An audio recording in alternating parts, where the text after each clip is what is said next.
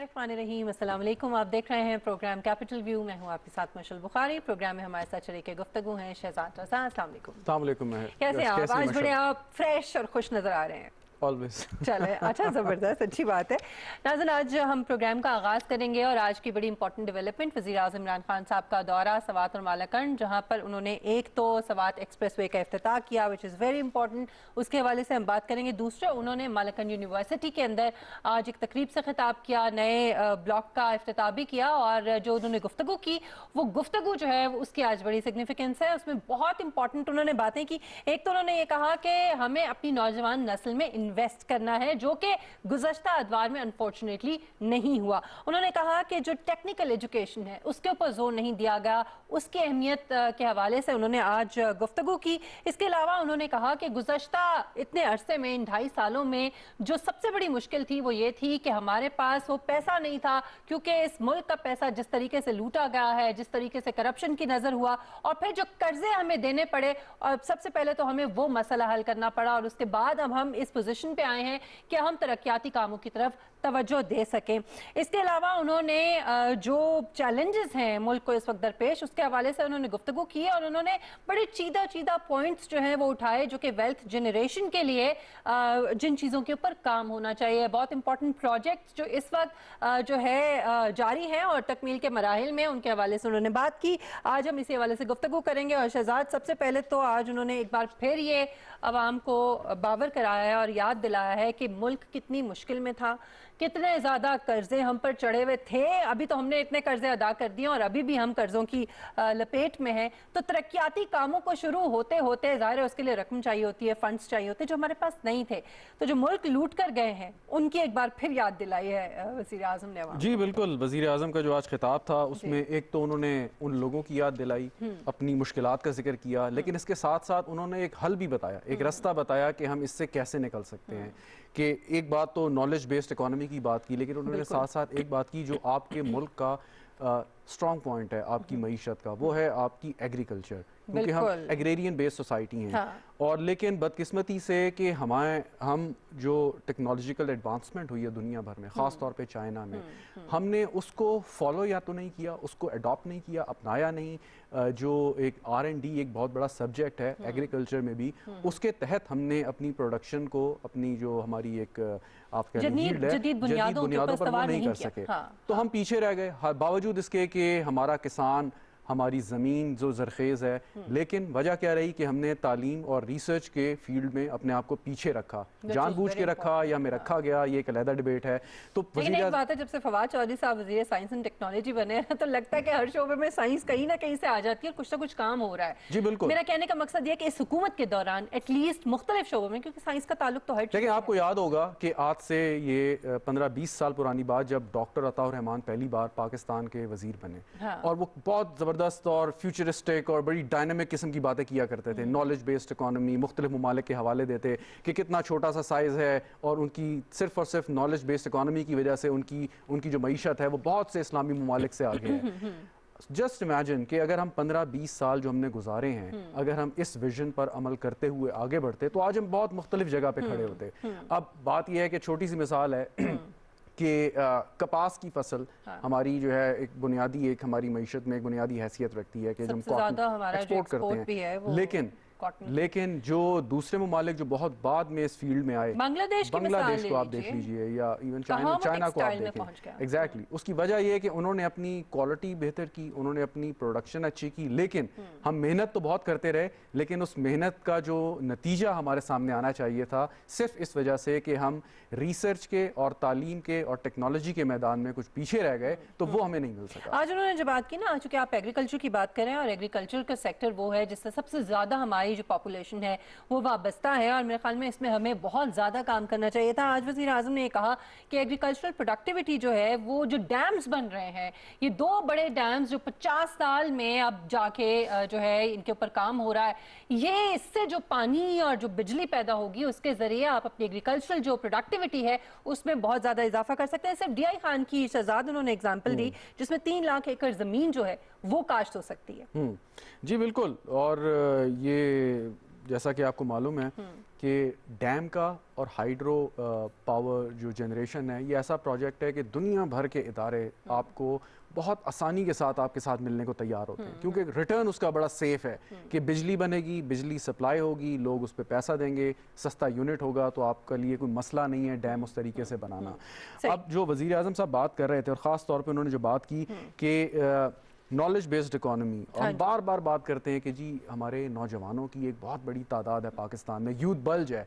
अब उसका मसरफ क्या कि या तो वो लोग सही तौर पे अपनी सलाहियतों को बरूए कार लाते हुए मुल्क की तरक्की में काम करें, या फिर वो दूसरे लोगों की तरह पीछे रह जाएं। और अगर वो पीछे रह जाएंगे वो क्या करेंगे, वो बोझ भी होंगे, और आप एक मुल्क के अंदर एक अनरेस्ट भी आप समझ सकती हैं, जब बेरोजगारी होगी। आप ये देखें ना, जो दहशतगर्दी का हम शिकार रहे हैं उसमें नौजवान सबसे ज्यादा जो है उनका इस्तेमाल होता रहा है। तो उनको जब तक आप अपॉर्चुनिटीज नहीं देंगे और आप पॉजिटिव एक्टिविटीज में उनको नहीं रागिब करेंगे, तब तक जाहिर है वो नेगेटिव साइड पे ज्यादा एग्जैक्टली। और आप ये देखें कि पाकिस्तान में ये बात की जाती है कि बहुत सारे हमारे जो बैरून मुल्क पाकिस्तानी रहते हैं, ख़ास तौर पे मिडल ईस्ट में या कुछ अफ्रीकन कंट्रीज़ में, लिबिया में और दूसरी जगहों पे, ये कब गए?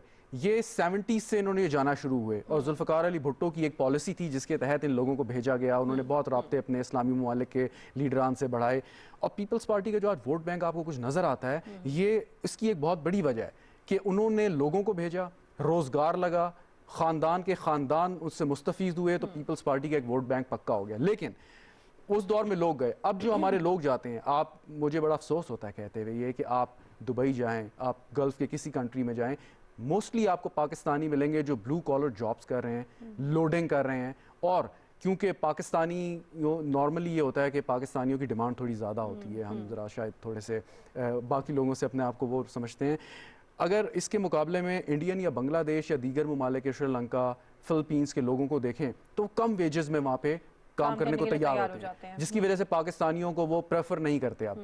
और बदकिस्मती से कि जो टेक्निकल एजुकेशन चाहिए, मिसाल के तौर पर अगर एक वहाँ पे आपका कारपेंटर जा रहा है जो बढ़ाई है, अगर उसके पास टेक्निकल एजुकेशन है, कुछ सर्टिफिकेशन है, तो उसको अच्छी नौकरी अच्छे पैसों पे मिल सकती है। लेकिन स्किल्ड लेबर की जो एक्सपोर्ट है वो बहुत अहम है, जिसकी तरफ वज़ीर आज़म साहब भी इशारा कर रहे हैं। बिल्कुल ऐसा ही है। अच्छा, एक और जो उन्होंने टूरिज्म की बात की है, टूरिज्म इतना बड़ा सेक्टर है, इतना इंपॉर्टेंट सेक्टर है, फिर पाकिस्तान जैसा मुल्क जिसके अंदर इस कदर खूबसूरत मकामात हैं सियाहती, अगर उसके ऊपर तवज्जो दी जाती तो मेरे ख्याल में हम कहाँ से कहाँ पहुँच सकते थे। तो इसका भी उन्होंने जिक्र किया कि जो फॉरेन इन्वेस्टर्स हैं उनको हम रागिब कर रहे हैं। आप लास्ट टाइम किस टूरिस्ट स्पॉट पे गई मुझे पाकिस्तान के अंदर? पाकिस्तान के अंदर मैं इस मामले में बड़ी, खैर मैं मेरे ख्याल में लास्ट गई हूँ हुंजा पे। अब आप हुंजा गई हैं, ठीक। अब हुंजा का जो सफ़र आपने तय किया, और जगह जगह पे कहीं आपकी फ़ोन की सर्विस आई, कहीं नहीं आई, आपका सफ़र अच्छा था, कंफर्टेबल था, नहीं था, आपको वहाँ पे होटल कैसा मिला, नहीं मिलते हैं, आपको अच्छा खाना नहीं मिलता है, तो ये सबसे ये सारी कोई भी टूरिस्ट जब जाता है सबसे पहले वो प्लान करता है कि उसे रहना का। एग्जैक्टली। मैं आपको पर्सनल मिसाल दूं कि कुछ अर्से पहले मैं कालाम गया अपनी फैमिली के साथ, और वहाँ पे मेरा मोबाइल फ़ोन काम नहीं कर रहा था। अब वो ऐसी जगह है कि जहाँ पे पाकिस्तान से ही हज़ारों की तादाद में टूरिस्ट वहाँ पे जाते हैं सीज़न में, लेकिन वहाँ पे अगर आपका सेल फ़ोन काम नहीं करेगा तो आप बाकी बातें छोड़ें। तो आपने बिल्कुल दुरुस्त कहा, पोटेंशियल बहुत है, ज़बरदस्त किस्म के स्पॉट्स हैं, दुनिया में बहुत कम ममालिक है जहाँ पे मिलते हैं, लेकिन अगर वो फैसिलिटी है, आप अगर हुंजा गई तो आप नारान का गान से होके जाते हैं, झील सैफल मलूक का रास्ता देखें, वहाँ पे आम गाड़ी नहीं जा सकती, इंफ्रास्ट्रक्चर ये सारी कुछ भी नहीं है। एक तो आपने शायद रखा उस रोड को ख़राब के लोगों को कुछ एडवेंचर का एक थोड़ा सा एहसास हो, लेकिन उसके साथ साथ ये बात कि अगर वहाँ पे इंफ्रास्ट्रक्चर ठीक होगा, वहाँ पे होटल्स अच्छे होंगे, वहाँ पे सर्विसेज सही आ रही होंगी, खाना अच्छा मिलेगा, और फिर कुछ थोड़ी बहुत अकाउंटेबिलिटी होगी, वहाँ पे मॉनिटर करेंगे कि कोई आप ऐसे पाकिस्तानी जो टूरिस्ट हैं या बाहर के, उनके साथ कुछ सलूक ऐसा नहीं कर रहे। मरी की मिसाल देखें आप, कितनी कंप्लेंट्स आती हैं कि वहाँ पे जो लोग जाते हैं उनके साथ क्या सलूक होता है, किस तरीके से। तो ये सारी चीज़ें वज़ीर आज़म साहब का बहुत अच्छा विजन है, वो बड़े नियति से काम कर रहे हैं, उनकी टीम काम कर रही है, लेकिन जो है चैलेंजेस बहुत हैं, पोटेंशियल बहुत है यकीनन, लेकिन उसको हमारी कोशिश थी कि शौकत यूसुफजई साहब आ जाते तो हम उनसे मज़ीद इस दौरे के हवाले से बात करते, लेकिन अभी जो बड़े इंपॉर्टेंट पॉइंट्स उन्होंने आज रेज़ किए हैं, दो तीन चीज़ें उन्होंने बताई। एक तो कंस्ट्रक्शन इंडस्ट्री के ऊपर शहजाद, उसमें जो इंसेंटिव्स दिए गए हैं उसकी वजह से उन्होंने कहा कि उस लेवल की नाज़रीन कंस्ट्रक्शन जो है वो पाकिस्तान के अंदर शुरू हो चुकी है जो पहले कभी नहीं हुई। सो ये बड़ा एक इम्पॉर्टेंट पॉइंट था और उससे वाबस्ता जो दीगर बहुत सारी और सनतें हैं उनको ज़ाहिर फ़रोग़ मिलेगा। अच्छा, फिर इसके अलावा उन्होंने बात की जो एक और बड़ा इम्पॉर्टेंट बंडल आइलैंड कराची का, उसके हवाले से उन्होंने कहा कि इन्वेस्टर्स इंतज़ार कर रहे हैं कि ये शुरू हो और वो उसमें इन्वेस्टमेंट करें। सो इस तरह के प्रोजेक्ट्स जो हैं, फिर रावी सिटी की उन्होंने, लाहौर के रावी सिटी की उन्होंने बात की कि उसके अंदर बहुत ज़्यादा अपॉर्चुनिटी। आपने अभी अपने इब्तदाइया में जो क्रिएशन ऑफ वेल्थ या वेल्थ क्रिएशन की जो बात ये उसी के लिए सारे के सारे उसी की कड़ी है कि रावी रिवर फ्रंट का प्रोजेक्ट बहुत एक मेगा प्रोजेक्ट है। बंडल आइलैंड की आपने बात की, प्रोजेक्ट है। इन्वेस्टर्स, क्योंकि हमने ये देखा कि चाहे वो ओवरसीज पाकिस्तानी हो या दूसरे लोग हों, वो बहुत ज़्यादा दिलचस्पी लेते हैं रियल स्टेट सेक्टर में। एक सेफ सिक्योर इन्वेस्टमेंट है, रिटर्न बहुत अच्छा है, उनको ये घबराहट नहीं होती कि वहाँ जाके हमारी जो है हमारे पैसे या इन्वेस्टमेंट हमारी ज़ाया हो सकती है, तो वो बहुत। लेकिन उन्होंने साथ साथ थोड़ा सा अफसोस का भी इजहार किया कि चाहे वो हाउसिंग इंडस्ट्री के प्रोजेक्ट्स हों या बंडल आइलैंड के, सिंध हुकूमत वफाक के साथ ताउन नहीं कर रही, जो कि करना चाहिए कि अगर आपकी वफाक की सारी इकाइयाँ इकट्ठी होकर इन चैलेंजेस से नहीं निपटेंगी। सियासी इख्तलाफात अपनी जगह, पीपल्स पार्टी की हुकूमत है, लेकिन बिल्कुल कुछ ऐसी चीज़ें हैं कि जो आपको मुल्की मफाद में करनी हैं। तो इमरान खान साहब आपको पसंद हैं नहीं हैं, आपके इख्तलाफात हैं, आपके उनके साथ मामलात कुछ ऐसे चल रहे हैं, लेकिन जब बात आएगी ये बंडल आइलैंड से जो इन्वेस्टमेंट आएगी वो इमरान खान साहब अपनी जेब में डाल के तो नहीं ले जाएंगे, वो कौमी खजाने में जाएगी। सही। तो ये काम ज़रूरी है कि कुछ ऐसे नेशनल इश्यूज़ पे आप इकट्ठे हों, बाकी इख्तलाफ जो है वो चलता रहेगा। अच्छा, जो सवात एक्सप्रेस वे है जिसका इफ्तिताह हुआ है, 80 किलोमीटर तवील ये एक्सप्रेस वे है नाज़रीन, और 3 इसमें सुरंगें निकाली गई हैं जिनकी लंबाई 1266, 271 और 324 मीटर है। इससे बड़ा फ़वाइद जो है वो हासिल होंगी क्योंकि वो एक इलाका ऐसा है कि जहाँ पर अगर ये इंफ्रास्ट्रक्चर बेहतर हो जाए तो आमदो रफ्त जो है वो न सिर्फ बिजनेस पॉइंट ऑफ व्यू से बल्कि टूरिज्म के लिए भी ये बहुत इसकी सिग्निफिकेंस है। जी बिल्कुल, आपने सही कहा। और किसी भी मुल्क में जब भी कोई कौमी शाहराहें बनती हैं, पटरियों का निज़ाम बनाया जाता है या इसके साथ साथ आप दूसरे मीन्स ऑफ कम्युनिकेशन पे बात करते हैं, सो पहला मकसद ये होता है कि उससे तिजारत पे कितना फ़रोग होगा और उसका बोनस है कि आपकी सेहत भी बढ़ेगी, लोगों को आसानी होगी ट्रैवल करने में। सो मेन फोकस इसका भी यही है कि वहाँ पे जो इकनॉमिक एक्टिविटी है उसको किस तरीके से आप बेहतर बनाते हैं। और हाल ही में आपने यकीनन उस पढ़ा भी होगा और डिस्कस भी हम कर सकते हैं कि जो टर्की से पाकिस्तान फ्रेट ट्रेन आएगी ईरान से होती हुई, it's a wonderful project, it's a wonderful project कि वहाँ से अगर आपका माल जो बहरी जहाज़ या हवाई जहाज़ के ज़रिए जाता है और आम हालात में वो नहीं जा सकता, सिक्योरिटी इश्यूज़ भी हैं, ज़ाहिरी बात है, तो अगर वो ट्रेन के ज़रिए तिजारत होगी और टर्की आपको एक कॉरिडोर देता है यूरोपियन मार्केट में। सो जस्ट इमेजिन, सबसे सस्ता ट्रैवल या सफ़र या आप अगर अपना कार्गो बुक करते हैं वो ट्रेन का है और सबसे सिक्योर भी शायद। ये आपने बड़ा अच्छा पॉइंट रेज किया है। ये अभी तो इसको इन अदर वर्ड्स हम माल गाड़ी कह सकते हैं, अभी ये बिजनेस पॉइंट ऑफ व्यू से इसका आगाज़ हो रहा है, लेकिन बहुत लोगों ने ये सवाल किया कि लोगों के लिए कब, मुसाफिरों के लिए कब इस तरह की ट्रेन शुरू होगी। जी बिल्कुल, तो उम्मीद करते हैं कि ये इसके बाद फिर नेक्स्ट जो मरहला है वो यकीनन टूरिज्म का होगा। वो ईरान हो, ज़ाहिर हमारे ज़ायरीन बहुत जाते हैं, वो एक ऐसी जगह है, और दूसरे टर्की तो वैसे इस तरह का है स्पॉट, और फिर उन लोगों के लिए पाकिस्तान, ताकि टूरिज्म के लिए इस ट्रेन के जरिए वो यहाँ आए। सो ये बहुत एग्जैक्टली, इट्स वेरी इंटरेस्टिंग। और दुनिया भर में चाहे वो ट्रांस यूरोप हो, ट्रांस रशिया हो, ट्रांस अमेरिका हो, इस तरह की ट्रेन चलती हैं और मकसद यही होता है कि आपने टूरिज्म को फ़रोग देना है। और टूरिज्म को फ़रोग के लिए मेरे ख्याल में इससे अच्छी बात नहीं है कि अगर तीनों मुल्क कनेक्ट हो रहे हैं आपस में, सो नथिंग लाइक इट। और मेरे ख्याल में अनकरीब ये हो जाएगा। बिल्कुल, ये आज बड़ा ही इम्पोर्टेंट ये उनका दौरा भी था और इसमें जो उन्होंने इफ्तिताह की और जो उन्होंने गुफ्तगू की उसकी बड़ी इंपॉर्टेंस आज उन्होंने एक बार फिर दोहराया कि जो शख्स इस मुल्क में इक़्तिदार में इसलिए आएगा कि उसने पैसा बनाना है, वो लोगों के लिए, आवाम के लिए काम नहीं कर सकता। सो ये बड़ा इम्पॉर्टेंट है कि कम अज़ कम अब हम ये उम्मीद कर सकते हैं कि मुल्क के अंदर तरक्याती काम जो हैं उनके ऊपर तवज्जो दी जा रही है, उनका आगाज़ हो गया। नाज़रीन, एक ब्रेक लेते हैं। ब्रेक के बाद जब हम वापस आएंगे तो बात करेंगे कश्मीर की। एक बार फिर आर्मी चीफ ने भी इस बात का इरादा किया है कि पाकिस्तान और भारत के जो ताल्लुकात हैं उनमें बेहतरी, कश्मीर यानी मकबूजा कश्मीर के अंदर जो भारत का रवैया है उसमें बेहतरी से मशरूत है, कश्मीर के साथ मशरूत है। इसके अलावा भी अमेरिका की तरफ से भी भारत को जो है एक बार फिर बावर कराया गया है कि भारत के अंदर जो इंसानी हकूक़ की पामाली हो रही है, जो कुछ मकबूजा कश्मीर में हो रहा है, अगर वो ना रुका तो उस पर पाबंदियां लगाई जा सकती हैं। इसी पर बात करेंगे एक ब्रेक के बाद। हमारे साथ रहिएगा।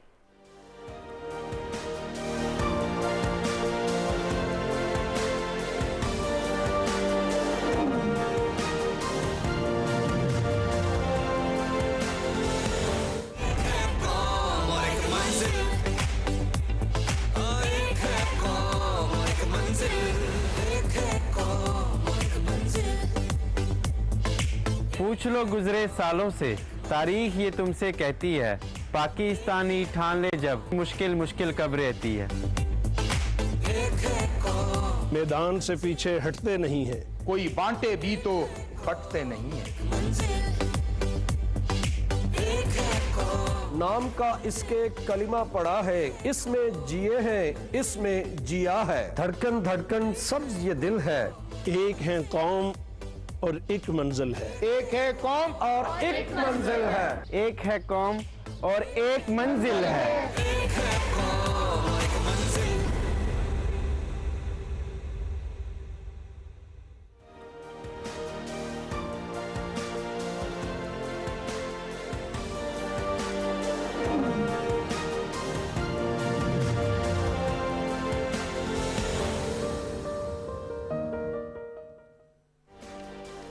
वेलकम बैक नाज़रीन।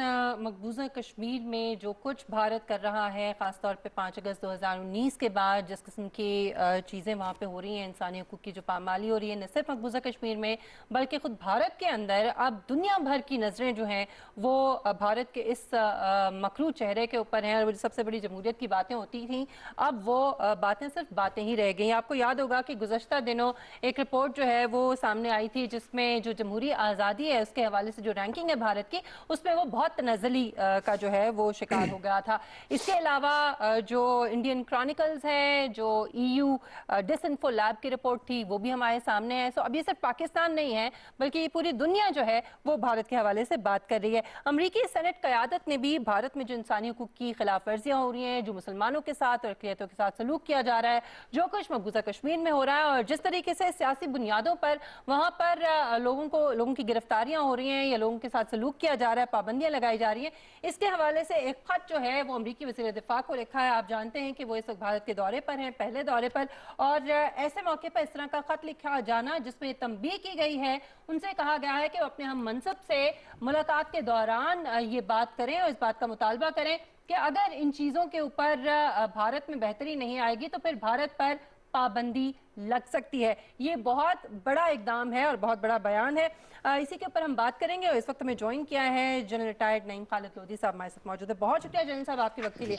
जनरल साहब, एक तो सबसे पहले हम हमेशा ये बात करते हैं कि FATF हो तो पाकिस्तान को ग्रे लिस्ट पे डाल दिया जाता है, हालांकि जो कुछ भारत के अंदर हो रहा है, मनी लॉन्ड्रिंग, 40 बैंक्स जो हैं वो सामने आया, फिर जो इंसानी हकूक़ की खिलाफ वर्जियाँ हैं, दहशतगर्दी के लिए जो फंडिंग है, ये सब चीज़ें, लेकिन भारत के खिलाफ कुछ नहीं होता। और अब ये चीज़ें जो इंसानी हकूक़ की खिलाफ वर्जियाँ हैं, जो कुछ मकबूजा कश्मीर में हो रहा है, बात तो की जाती है, क्या अमली तौर पर कुछ होगा भी? जी, मेरे ख्याल बात अभी काफी स्ट्रांग हो गई है और इसमें मैं समझता हूँ कि पाकिस्तान के बयानिए की जीत है। लेकिन जो आप कह रही है वो वाकई काबिल तवज्जो बात यह है कि भी एक्शन प्रैक्टिकली क्या होगा। देखिए, भारत पर अगर सही दबाव डाला जाना है तो वो तो फिर कोई इकोनॉमिक सैंक्शंस हो या किसी और किस्म के सैंक्शंस हो तो उसका तो कोई रद्द अमल हो सकता है, कोई प्रॉपर उसके रवैये में फर्क आ सकता है। लेकिन फिर भी आप ये देखिए कि अमेरिका का कलीदी पार्टनर है भारत इस इलाके में और उनके कमेटी से ये बात आना डिफेंस सेक्रेटरी के लिए कोई छोटी बात नहीं है। लेकिन अगर इससे ये इंडिया लिया जाए कि इसके बाद कोई भारत के ऊपर ऐसा दबाव डलेगा कि वो अपने रवैये को तब्दील करेगा, तो वो मेरा ख्याल है जल्दी होने वाला नहीं है। ये तो आप यूं समझें कि इतनी बात आउट हो गई थी, इतनी आम हो गई थी कि शायद अमेरिका के पास और कोई चॉइस रह ही नहीं गई थी सिवाय इसके कि इसका वो किसी तरीके से करे, इनको समझाने की कोशिश करे। लेकिन मैं नहीं समझता कि भारत के रवैये में कोई फर्क आएगा। लेकिन जनरल साहब, शायद करना पड़े। जनरल साहब, ये जो खत है ये किसी आम सेनेटर ने नहीं लिखा, ये रॉबर्ट मेनेंडेज जो सेनेट की फॉरेन रिलेशंस कमेटी के चेयरमैन हैं, उन्होंने लिखा है पेंटागन चीफ को। और जब इस किस्म की फिगर या कमेटी के प्लेटफॉर्म से आता है अमेरिकन सिस्टम में तो ये एक बड़ी एक आवाज़ समझी जाती है। खाली ये मतलब कोई ऐसी बात नहीं है क्योंकि पाकिस्तान नवाज या पाकिस्तान दोस्त किस्म के सेनेट ने बात कह दी हो। तो ये कितना अहम है कि सेनेट की फॉरेन रिलेशंस कमेटी ये बात कर रही है। जी, ये अहम तो है, लेकिन इसको आप एक और चीज से मुकाबला कीजिए ना, वो ये है कि जो स्ट्रेटेजिक पार्टनरशिप है अमेरिका की और हिंदुस्तान की अगेंस्ट चाइना और जो क्वाड बनाया है इंडो पैसिफिक में अमेरिका ने, जिसमें कलीदी पार्टनर है हिंदुस्तान और साथ ऑस्ट्रेलिया और जापान भी हैं, तो इनका मुआवजा करना पड़ेगा ना। क्या अमेरिका अपने पांव पे कुल्हाड़ी मारेगा कि कोई ऐसी इतना नाराज करे हिंदुस्तान को कि वो कहे जी ठीक है मैं आपके क्वाड का हिस्सा नहीं बनता, ठीक है जी मैं चाइना के साथ अपने ताल्लुकात ठीक करता हूँ, मैं रशिया के साथ। तो हिंदुस्तान का अपना एक वजन है। लेकिन एक सवाल है सर, हिंदुस्तान का एक सवाल आपकी मुशल इजाजत से, सवाल ये कि अब जो एक सर्द जंग का आगाज महसूस हो रहा है अमेरिका और रूस के माबैन, और हम ये देखते हैं कि चीन भी अमेरिका के साथ कोई अच्छे ताल्लुकात नहीं है, तो क्या अमेरिका ये चाहेगा या भारत ये चाहेगा कि रूस और चीन एक तरफ खड़े हो जाएं, भारत और अमेरिका एक तरफ हो जाएं? तो ये भी एक बड़ा नाजुक सा नुक्ता है कि जिसके ऊपर आप समझते हैं कि अमेरिका इतनी ज़्यादा अहमियत भारत को दे सकता है। जी मेरा ख्याल है कि अमेरिका कोशिश करेगा, क्योंकि उसके पास और चॉइस नहीं है इस खित्ते में। बड़े ममालिक है, आपको पता है, रूस और चाइना दोनों, और यहाँ पर ले दे के भारत है जो कि बहुत बड़ा है। लेकिन मैं ये समझता हूँ भारत का अगर पास देखा जाए, आपको पता है वो नॉन अलाइंड मूवमेंट का हिस्सा रहे हैं, और वो अपने इतने वो काफी इंडिपेंडेंट है अपनी डिसीजन मेकिंग में। उनके ऐसे मसाइल नहीं है कि उनको डिक्टेट कराया जा सके कि आप ये करें या वो करें। तो मेरा ये ख्याल है कि अमेरिका को जल्द या बदेर ये एहसास हो जाएगा कि जितना बेट उसने किया भारत के ऊपर, शायद उतना रिस्पॉन्स वहां से नहीं मिल पाएगा। लेकिन आगे देखते हैं चलकर क्या। इसीलिए आपने एक चीज नोट की होगी कि दोबारा से अमेरिका का कोई थोड़ा सा इल्तफात पाकिस्तान की तरफ होने लगा है, क्योंकि एक तो उनको अफगानिस्तान के लिए हमारी जरूरत है, दूसरा उसको भारत के साथ भी ऐसा खेलना है खेल कि वो भी अंदर किसी न किसी प्रेशर में रहे। तो सारी चीजें देखने के लिए मेरा ख्याल हमें बड़ा सोच समझ कर अपना कदम उठाना होगा। हमारे लिए भी कोई चीजें इतनी आसान नहीं है जी। सही। अच्छा जनरल साहब, ये प्रेशराइजिंग टैक्टिक्स तो नहीं है कि S-400 जो मुआहिदा है भारत और रूस के दरमियान, उसके हवाले से भारत को दबाव मिलाने के लिए इसका जिक्र भी किया गया इस खत के अंदर? जी वो तो देखें, वो तो मुआहिदा हो चुका, कुछ सिस्टम आ भी गए। इससे पहले आपको पता, तुर्की ने जब वो सिस्टम लिया था उस वक्त भी अमेरिका ने यही कहा था, इन पर दबाव डालने की कोशिश की थी। तुर्की ने एक ना सुनी और वो वहां पर डिप्लॉय भी हो गए। तो भारत का भी वो पार्शली वो इंपोर्ट कर चुके हैं, सिस्टम आ चुका है, और ये नामुमकिन है तकरीबन कि वो आधा सिस्टम ले ले और बाकी आधा कहे कि मैं नहीं लेता। तो मेरा ख्याल है कि उस सिलसिले में वो दबाव काम नहीं करेगा। ये एक दिखावे का दबाव है, अगर मैं मुझसे सच पूछे तो। राइट जनरल साहब, ये कल जो चीफ ऑफ आर्मी स्टाफ ने नेशनल सिक्योरिटी डायलॉग पे कुछ बातें की, बड़ी अहम बातें थीं, और एक दफ़ा फिर उन्होंने इस बात का इजहार किया कि इंडिया और पाकिस्तान जब तक अपने मामलात को ठीक नहीं करते इस खित्ते में खुशहाली नहीं आ सकती, जो ट्रू पोटेंशियल है वो एक्सप्लोर नहीं किया जा सकता। इस बयान को आजकल के हालात में कैसे देखते हैं आप? मेरा ख्याल है कि बहुत मस्बत बयान है। इसकी जिस चीज के ऊपर बुनियाद रखी है उन्होंने, वो सिक्योरिटी का तस्वर है। उन्होंने कहा है कि सिक्योरिटी का तस्वर, और ये वज़ीर आज़म ने भी कहा था एक दिन पहले, और बाद में चीफ ऑफ आर्मी स्टाफ ने भी उसका आदा किया कि सिक्योरिटी का तस्वर ये नहीं है कि आपके पास कितने टैंक और कितनी गन्स हैं। सिक्योरिटी का तस्वर ये है कि आपके लोग अपने आप को इकोनॉमिकली कितना सिक्योर समझते हैं, एनवायरनमेंट के लिहाज से, फूड सिक्योरिटी, वाटर सिक्योरिटी। तो सोशल सिक्योरिटी और economic security the main security, इसका जिक्र दोनों ने किया है, जो कि मेरा ख्याल है बड़ा बुनियादी चीज है जो पूरी दुनिया उसको मानती है। और उस पर अमल दरामद तभी हो सकता है अच्छे तरीके से। यहाँ पर आपको पता है 1.5 अरब लोग बसते हैं जनूबी एशिया में, उस पर तभी अमल दरामद हो सकता है। ये लोग तभी गुर्बत से निकल सकते हैं, चाहे हिंदुस्तान में रहते हो, पाकिस्तान में रहते हो या इर्द के ममालिक में रहते हो, कि अगर हिंदुस्तान और पाकिस्तान के ताल्लुकात ठीक हो जाए।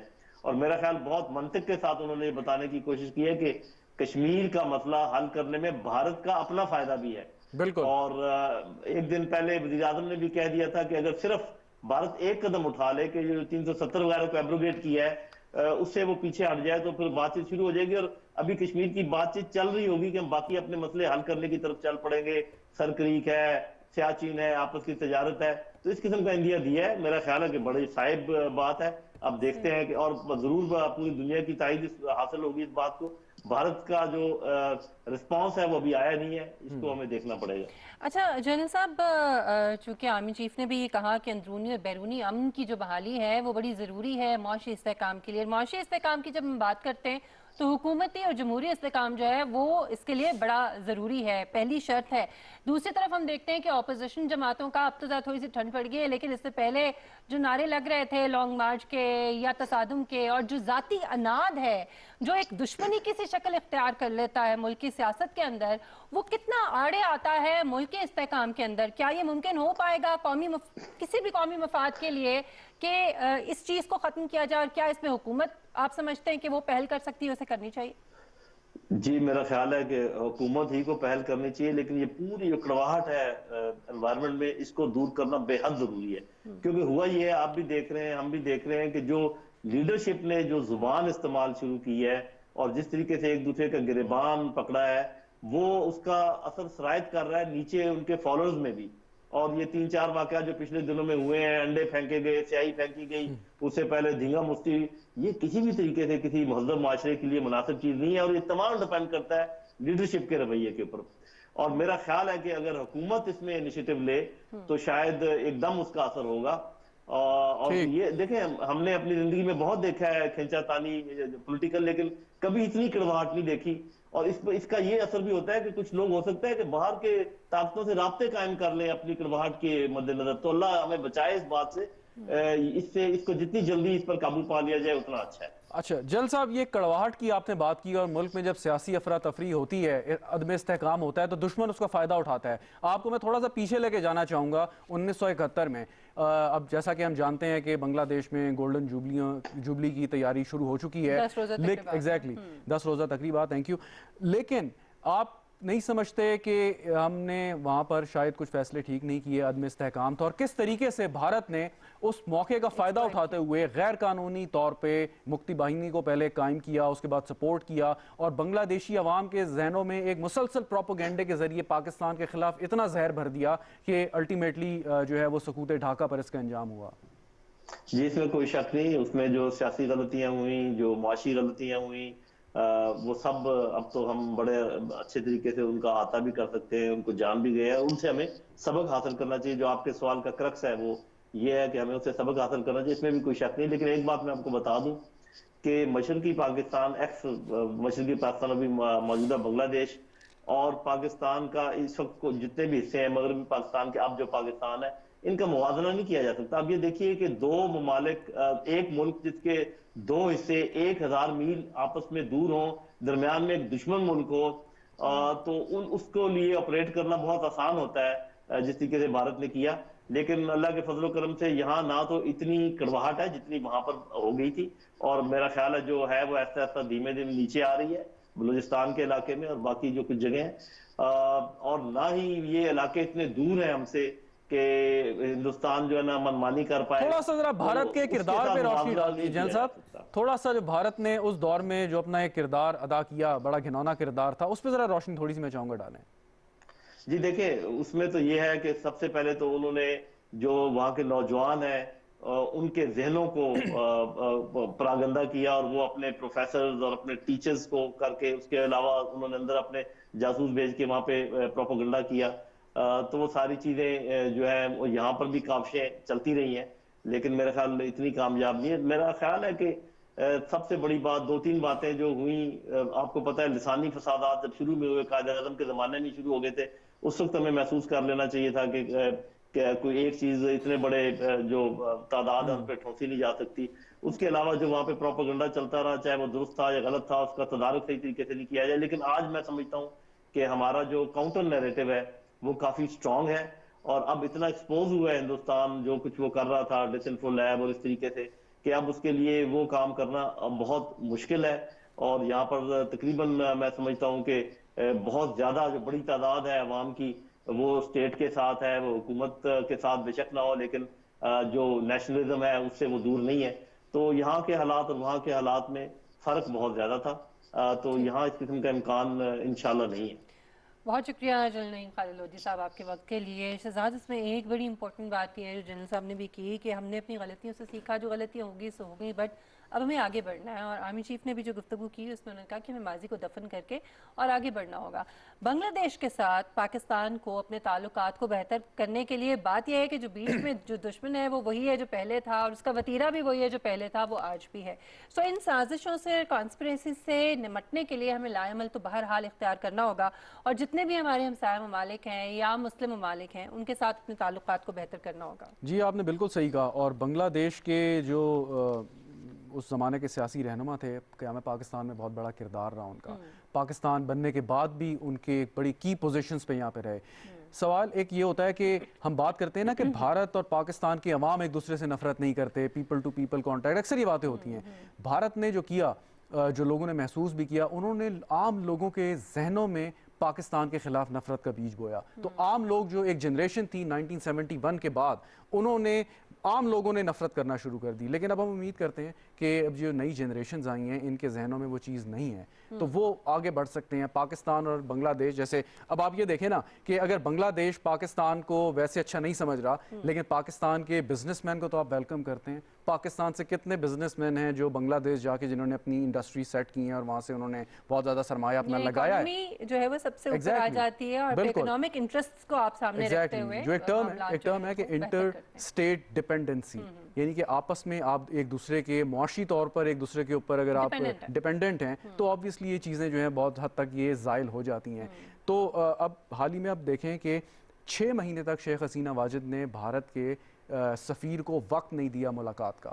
تو بنگلہ دیش اور بھارت کے مابین بھی کوئی تعلقات، ہم یہ نہیں کہتے کہ بہت آئیڈیل ہیں، جو بھارت کی ایک ہٹ درمی اور ہمسایوں کے ساتھ سلوک ہے وہ اپنی جگہ پہ اسی طریقے سے قائم ہے۔ جو پاکستان کے ساتھ جو وہ کرتا ہے رویہ، وہ باقی ہمسایوں کے ساتھ بھی ہے، سو کالڈ ایک اپنے آپ کو وہ یہاں کا ایک تھانے دار سمجھنے والی کوشش۔ تو ضروری ہے کہ پاکستان اور بنگلہ دیش کے تعلقات بہتر ہوں، اور جو سارک کی تنظیم ہے جو صرف اور صرف بھارت کے رویے کی وجہ سے ریڈنڈنٹ ہو گئی ہے، سو کم از کم باقی ممالک تو اس تنظیم کو جو ہے فعال کرنے میں اپنا کوئی کردار ادا کریں۔ اور اس میں بڑا ضروری ہے کہ جو کانسپریسیز ہیں بھارت کی طرف سے مختلف ہمارے جو تعلقات ہیں ممالک کے ساتھ، ان کو سامنے رکھتے ہوئے ان کو جو ہے وہ اپنے ذہن میں رکھا جائے، ان کو سامنے رکھا جائے، اور پھر اپنی فارن پالیسی جو ہے اس کو مرتب دیا جائے۔ ناظرین یہاں پر ایک کا ہم مختصر سا بریک لیں گے، اور بریک کے بعد جب ہم واپس آئیں گے تو اپنے ایک اور پڑوسی ملک کی بات کریں گے، افغانستان کی، جس کے حوالے سے ماسکو کے اندر بڑی امپورٹنٹ کانفرنس جو ہے، امن کانفرنس منعقد ہوئی ہے، اس کا کیا نتیجہ نکلے گا یا نکلا ہے، اس حوالے سے بات کریں گے۔ ایک بریک کے بعد ہمارے ساتھ رہے گا۔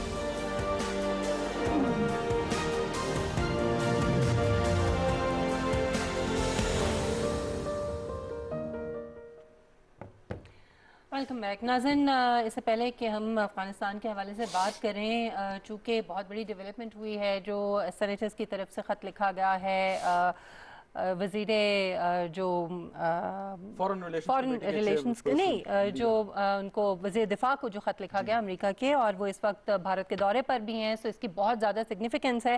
ہم کوشش کر رہے ہیں کہ ترجمان دفتر خارجہ ہمارے ساتھ موجود ہوں تو ہم اس حوالے سے بھی ان سے گفتگو کریں۔ ایک اور بڑا امپورٹنٹ پوائنٹ شہزاد جو میں ڈسکس کرنا چاہ رہی تھی کہ جو پابندیوں کی بات کی گئی ہے ان سینیٹر کی طرف سے اس خط کے اندر، یہ صرف ایک دھمکی ہے یا آپ کو لگتا ہے کہ اتنی بڑی بات کا اس امپورٹنٹ پلیٹ فارم کی طرف سے آنا یہ کچھ واقعی اس میں سنجیدگی ہو سکتی ہے؟ دیکھیں امریکہ میں جو تھنک ٹینکس ہیں یا اسپیشلی جو ان کی پارلیمنٹ کی جو کمیٹیز ہیں ان کا بہت بڑا رول ہوتا ہے. میرے خیال میں جواب دینے سے بہتر فارن آفس کے ترجمان ہمارے ساتھ ہیں, ان سے یہ سوال پوچھ لیتے ہیں. زاہد صاحب بہت بہت شکریہ پروگرام میں شرکت کرنے کا. بھی ہم ڈسکس کر رہے تھے کہ رابرٹ منینڈز جو فارن ریلیشنز کمیٹی کے چیئرپرسن ہیں, انہوں نے پینٹاگون چیف کو لیٹر لکھا اور یہ کہا کہ آپ بھارت تو جا رہے ہیں لیکن بھارت سے یہ بات آپ نے کرنی ہے, جو انسانی حقوق کی خلاف ورزیاں ہیں ان کو آپ نے ضرور مد نظر رکھ کے ان کے سامنے اٹھانا ہے. تو یہ صرف ایک خط ہی ہے یا اتنے بڑے فورم کی سربراہ کی طرف سے یہ لیٹر ہے, اس کا کوئی انفلوئنس بھی ہوگا, کوئی اثر بھی ہوگا آئندہ جب امریکی انتظامیہ اپنی پالیسی جو ہے وہ وضع کرے گی؟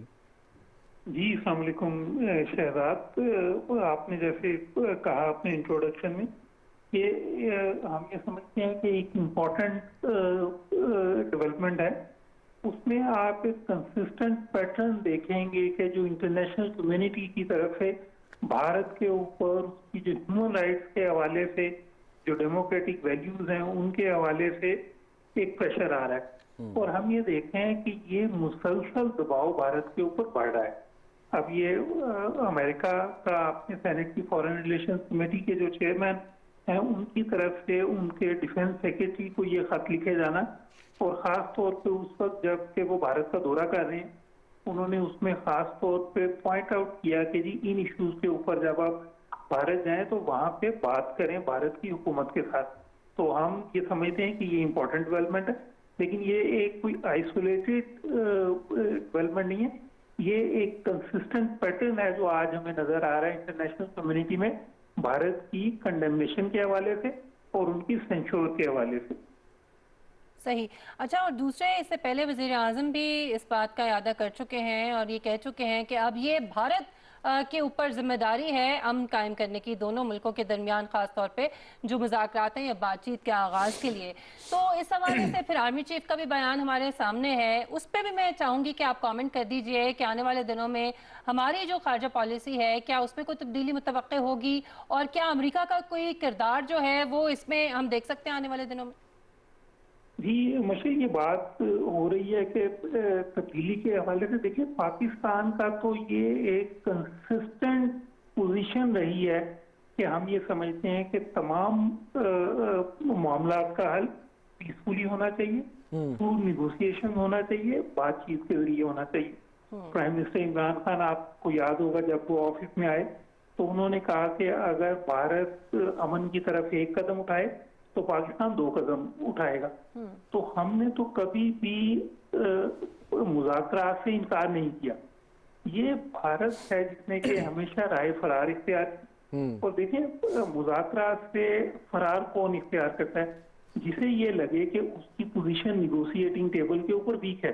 پاکستان کی تو کشمیر کے اوپر پوزیشن ہے وہ انتہائی مضبوط پوزیشن ہے.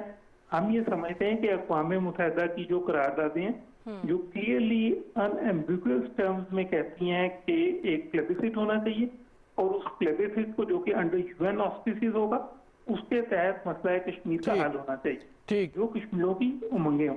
جی اس سلسلے میں پاکستان کو تو بالکل اس چیز کا یقین ہے کہ ہماری ایک پوزیشن پرنسپلڈ پوزیشن ہے اور ایک ٹینیبل پوزیشن ہے, اس کے اوپر ہم قائم ہیں. بھارت نے 12 اپنی پوزیشن جو ہے وہ بدلی. پہلے وہ اقوام متحدہ میں مسئلہ کشمیر کو لے کے گیا, اور اس کے بعد اسی اقوام متحدہ کی سیکورٹی کونسل کی ریزولوشن کے اوپر عمل کرنے سے انکار کیا. بھارت کی لیڈرشپ کی بے تحاشا اس طرح کی سٹیٹمنٹ موجود ہیں جس میں انہوں نے کشمیریوں سے وعدہ کیا, جس میں انہوں نے پاکستان سے وعدہ کیا, جس میں انہوں نے اپنی عوام سے وعدہ کیا کہ مسئلہ کشمیر کا حل کشمیریوں کی امنگوں کے مطابق ہوگا, لیکن اس کے بعد وہ وہاں سے پیچھے ہٹ گئے. جی سر, ویری کوئکلی, وقت کی ذرا کمی ہے حفیظ صاحب, معذرت وقت کی کمی ہے, اور جو ہمارا ٹاپک ہے اس میں میں ایک سوال ضرور کرنا چاہوں گا, وہ یہ کہ اب جو ماسکو میں انٹرنیشنل کانفرنس ہوئی اور طالبان اور افغان حکومت کے نمائندے وہاں پہ شامل تھے, پاکستان کی بھی نمائندگی, سوال یہ کہ ابھی تک جو اشرف غنی ہیں وہ اس بات پر بضد ہیں کہ کوئی انٹرم گورنمنٹ نہیں بننی چاہیے, اگرچہ آج عبداللہ کی سٹیٹمنٹ آ گئی, انہوں نے کہا کہ ہم نے اتفاق کیا ہے کہ اس کام کو تیزی سے آگے بڑھائیں, لیکن آپ کے خیال میں افغان حکومت اس بات پر راضی ہو جائے گی کہ اگلے الیکشن یا کسی بھی قسم کی آئین سازی یا جو بھی ان کا ایک فارمولا بنتا ہے اس سے پہلے طالبان کو اپنی حکومت میں شامل کر لیں؟ دیکھیں شہزاد, اس سلسلے میں ہم یہ سمجھتے ہیں کہ this is for the Afghans to decide. Pakistan نے ہمیشہ سے افغان پیس پروسیس کو سپورٹ کیا, पाकिस्तान असल में वाहिद वो मुल्क है जिसने हमेशा ये कहा कि इस मसले का कोई मिलिट्री सोल्यूशन नहीं है, बल्कि बातचीत के जरिए इसका हल होना चाहिए।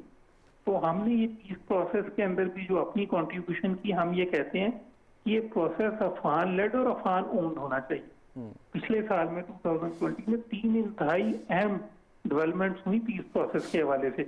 सबसे पहले तालिबान और यूएस के दरमियान जो पीस एग्रीमेंट हुआ वो, उसके बाद फिर इनिशिएशन हुई इंट्रा अफगान निगोशिएशंस की, और तीसरा एग्रीमेंट हुआ ऑन रूल्स एंड प्रोसीजर। तो हम ये समझते हैं कि उनके ऊपर बिल्ड करने की जरूरत है, उस प्रोग्रेस को आगे लेके चलने की जरूरत है। सही। लेकिन उसका हल क्या होगा, उसकी शेप क्या होगी, this is for the Afghan.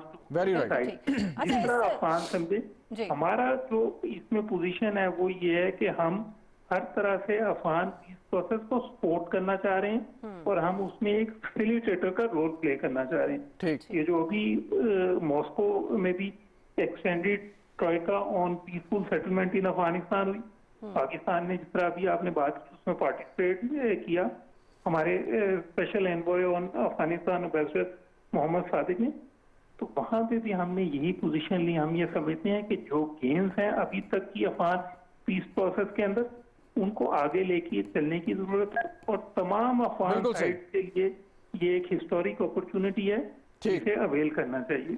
ठीक है। अच्छा जाहिद साहब, इस कॉन्फ्रेंस के दौरान ज़ल्मे खलीलजाद साहब ने भी ये कहा, उम्मीद जाहिर की कि न सिर्फ जंग बंदी जो है उसकी उम्मीद है वो हो जाएगी, बल्कि अबूरी हुकूमत के लिए भी, उसके क़याम के लिए भी तैयार हो जाएंगे तमाम फरीकैन। तो किसी न किसी बुनियाद पे तो उन्होंने ये बात की होगी। इस कॉन्फ्रेंस के बाद आप कितने पुरुमीद हैं, कैसा हो जाएगा? जी मिशेल, हम तो अफगान पीस प्रोसेस की कामयाबी के बारे में इंतहाई एक मुस्बत तरीके से उस डेवलपमेंट को देखते हैं, क्योंकि हम ये समझते हैं कि और कोई हल है नहीं अफगानिस्तान के में अमन के लिए, और अफगानिस्तान का अमन खित्ते के अमन के लिए भी जरूरी है, और खास तौर पर जो कनेक्टिविटी इनिशिएटिव हैं इस रीजन के, उस हवाले से बहुत इंपॉर्टेंट। तो हम ये समझते हैं कि इस वक्त तमाम स्टेक होल्डर्स, चाहे वो अफगानिस्तान के अंदर है या अफगानिस्तान के बाहर है, सबका इस वक्त इंटरेस्ट इस चीज में है कि इस पीस प्रोसेस को आगे बढ़ाया जाए। जो उसमें 10 चीजों के ऊपर एग्रीमेंट हुआ, उसमें हम ये समझते हैं कि बहुत इंपॉर्टेंट बात जो है वो ये कि वायलेंस को कम करने की बात हुई है, कॉम्प्रिहेंसिव सीज़फायर की बात हुई है, और ये जो एक्नॉलेजमेंट है इस नीड की कि अफगान लोग चाहते हैं कि वहां पे लास्टिंग पीस हो।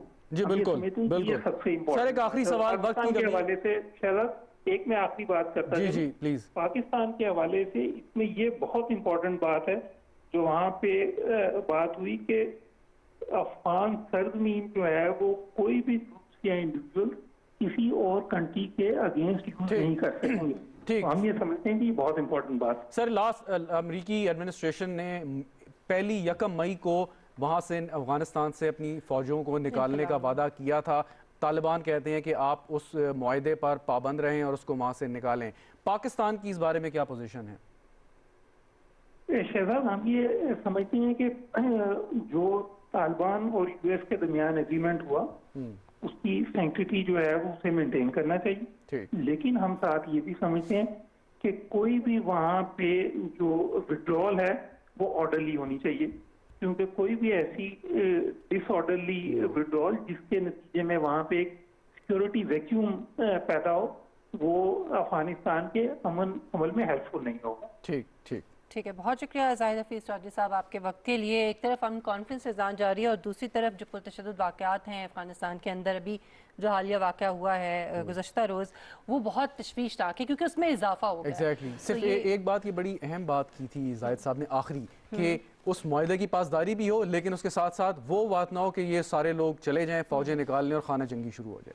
और इसी आपकी बात पे ही हम प्रोग्राम को ख़त्म करेंगे, क्योंकि प्रोग्राम जो है इसका वक्त बिल्कुल ख़त्म हो चुका है, वरना ये टॉपिक ऐसा था कि इसके ऊपर मज़ीद गुफ्तगू की जा सकती थी। मशल बुखारी और शहजाद रज़ा को इजाज़त दीजिए, इंशाल्लाह अगले प्रोग्राम में आपसे मुलाकात होगी। अपना बहुत ख्याल रखिएगा। अल्लाह हाफ़िज़।